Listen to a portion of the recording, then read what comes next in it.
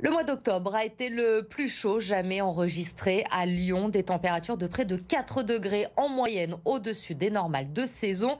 On a du mal à croire que le mois de novembre vient de commencer. Et du côté des commerçants, eh bien, il y a ceux qui ont le sourire et ceux qui ont hâte de voir les températures baisser. Reportage à Lyon de Victoria Solano. Quand l'été joue les prolongations. Sur les terrasses lyonnaises, certains clients s'en réjouissent. Idéal, il fait un temps extraordinaire, on boit un café en terrasse, tout va bien. On a ressorti les t-shirts. Je suis venue boire un café avec mes copains pendant qu'on travaille. Et voilà, on profite du soleil, même si on est en novembre. Je commence à cramer, donc ouais, peut-être que je vais enlever mon pull.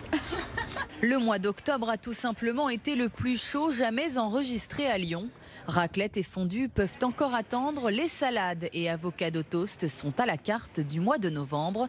Une bonne nouvelle pour ce restaurateur. Nos terrasses étaient constamment pleines, tout le monde veut manger dehors, même quand il fait un peu froid. Et ils savent que les gens aussi que c'est la fin des terrasses, donc ils veulent en profiter. Au mois de septembre, il était un peu plus frais, donc il y avait un peu moins de monde, les gens étaient mangés plus à l'intérieur. Et au mois d'octobre, il fait plus chaud qu'au mois de septembre, ne me demandez pas pourquoi, mais peut-être une trentaine de clients en plus par service. T-shirts et lunettes de soleil sont de sortie. Les manteaux d'hiver, eux, restent encore au placard. Un manque à gagner pour les magasins spécialisés. Globalement, on est à peu près sur des baisses de chiffre d'affaires de 20%. Les vitrines sont adaptées effectivement en poussant un petit peu plus des collections de demi-saison, c'est vrai. On adapte sur le merch, sur les vitrines, sur les équipes aussi un petit peu. Mais en même temps, on est prêt pour l'hiver et on attend les baisses des températures. À Lyon, les températures vont baisser à partir de la fin de la semaine. Mais la douceur n'a pas dit son dernier mot. Le mercure pourrait à nouveau remonter dès la semaine prochaine. 36e jour de grève au dépôt de carburant de Feyzin, la raffinerie qui est désormais la dernière de France encore en grève, puisque les salariés de Gonfreville ont levé le mouvement aujourd'hui. Mais la CGT de Feyzin espère elle aussi trouver un accord rapidement avec la direction. Sur place pour BFM Lyon, Jérémy Pain. L'activité est toujours très faible ici sur le site de Feyzin. Ce mercredi, seulement une soixantaine de camions est sorti du site. Dernière raffinerie en grève en France. Alors est-ce que l'on va vers la fin de cette grève ou au contraire une poursuite du mouvement? Il n'y a pas eu de contact entre la direction locale de Total Énergie et la CGT depuis le 19 octobre. Les réquisitions de personnel, elles, se poursuivent. La dernière a eu lieu ce lundi. Des réquisitions qui agacent d'autant plus les grévistes. Hier, les représentants de la CGT indiqué être plus motivé que jamais et même être prêt à s'opposer à l'avenir à ces réquisitions. Le syndicat demande toujours aussi la nomination d'un médiateur de la République pour mettre fin au conflit. La grève a débuté le 27 septembre. Les salariés demandent toujours des augmentations conséquentes de salaire, mais également des postes supplémentaires pour améliorer la sécurité du site. Le mouvement a toujours un impact sur l'approvisionnement des stations essence de la région. Ce mercredi, 16% des stations essence du Rhône connaissent une pénurie totale ou partielle de carburant. Ils sont chauffagistes, plombiers ou encore électriciens à la ville de Lyon. Et aujourd'hui, les personnels des ateliers spécialisés de la direction gestion technique des bâtiments se sont mis en grève. Ils dénoncent la dégradation de leurs conditions de travail due au sous-effectif, des difficultés de recrutement à cause, entre autres, d'une rémunération plus faible que dans le privé qui rend donc ces emplois moins attractifs. Ils ont prévu un rassemblement lundi prochain, le 7 novembre, devant l'hôtel de ville. On fait partie des travailleurs invisibles parce que quand ça fonctionne, c'est normal. Par contre, quand ça fonctionne pas, on cherche les responsables et les responsables, ils sont sous-payés et voilà, alors qu'on leur demande de plus en plus de compétences, d'être de plus en plus compétents, de plus en plus techniques et ça se paye tout ça. Quand même, il me semble. Et on n'est pas des privilégiés. Quand on va dans les supermarchés, on va dans les mêmes supermarchés que tout le monde. On subit les mêmes prix. Quand on va à la pompe à essence aussi. Sauf qu'on n'a pas... nos salaires, ils ne sont pas ajustés.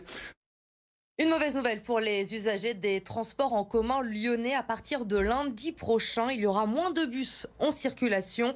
En cause, la pénurie de chauffeurs. Il en manque 300 aujourd'hui dans les TCL. Résultat, le Citral a annoncé que son offre allait baisser de 8,6% et ce jusqu'à la fin du mois de décembre. 40 lignes de bus vont être impactées. Les offres sur les métros B et D et sur le tramway T3, en revanche, seront-elles augmentées, notamment lors des grands événements. Justice avec l'ouverture du procès de Rose Filipazzo en 2018. Elle avait tué son mari. Son avocate plaide un acte de survie. Résumé de cette première journée d'audience aux Assises du Rhône, Lucine Olorgue. Ce premier jour d'audience a été l'occasion de se plonger dans le déroulé de ce meurtre et dans les investigations qui ont suivi. À la barre, 2 directeurs d'enquête de la gendarmerie se sont succédés, ainsi qu'un expert en balistique, un médecin légiste, ainsi que les voisins du couple. Et cette première journée met à mal la version de l'accusée, elle qui dit avoir tué son mari pour mettre fin à une accumulation de violences physiques et psychologiques après 28 ans de vie commune. Ce n'est pas le visage d'une victime qui a été présenté aujourd'hui par les enquêteurs.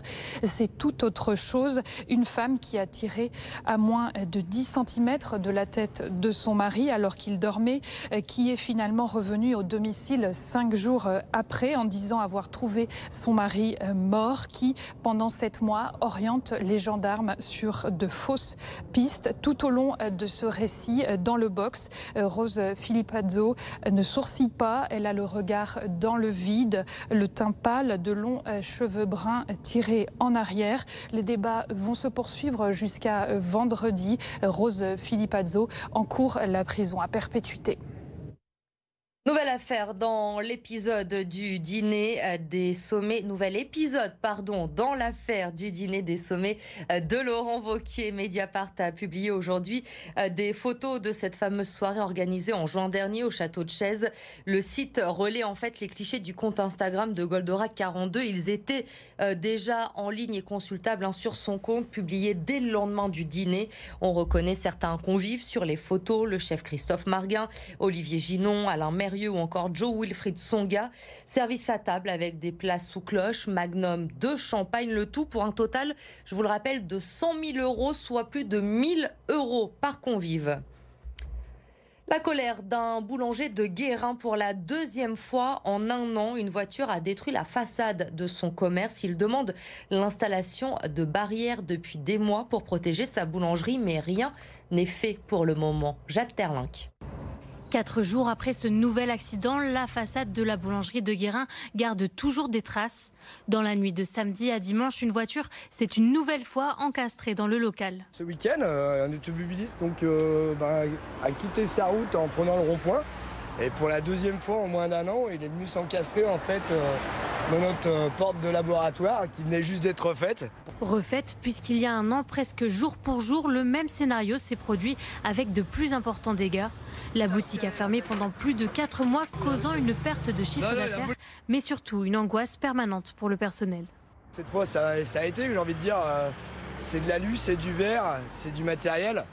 Et on aurait bien pu être derrière à ce moment-là et puis avoir le droit de se manger la voiture. Hein. On n'est pas rassuré. Moi j'ai mes gars, ils sont tous pères de famille, ils ont 3 enfants, 2 enfants, etc. Et ils sont dans le track. Moi j'ai un gars là, ça fait 3 jours qu'il n'en dort pas quoi. Sébastien, lui, travaille juste derrière la porte qui a été enfoncée par 2 fois. Actuellement, là où je suis, en fait, il y a 1 an de ça, la personne qui aurait été à ma place ou moi, on était morts, quoi. C'est vrai que c'est stressant. À chaque bruit de voiture un peu bizarre, à chaque bruit à l'extérieur, c'est vrai que ça, tout de suite, ça nous rappelle les souvenirs d'il y a 1 an. C'est vrai qu'on pensait que c'était passé, mais finalement, en fait, on ne se sent pas vraiment en sécurité. Le gérant interpelle le département et demande l'installation de barrières. Il affirme ne pas avoir reçu de réponse pour le moment. Le bus Paradise a trouvé preneur. Il aura fallu moins d'1 an pour donner vie au local du club de striptease situé sur le quai Sarail. Les Voies navigables de France, propriétaires des murs, avaient lancé un appel à projet. Et c'est donc un vélo-café qui va s'installer dès l'été prochain.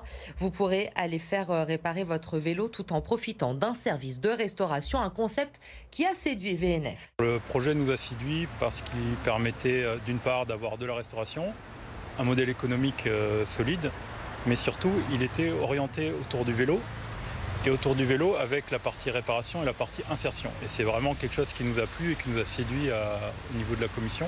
Et on pense que ça va marcher et on pense qu'il y a une réelle demande. On est au croisement de 2 axes vraiment structurants en termes de vélo avec beaucoup de passages et c'est une offre de quartier mais qui va au-delà, je pense, pour les pratiquants du vélo, que ce soit sur des trajets quotidiens ou sur des trajets plus longs comme le long de la Via Rona.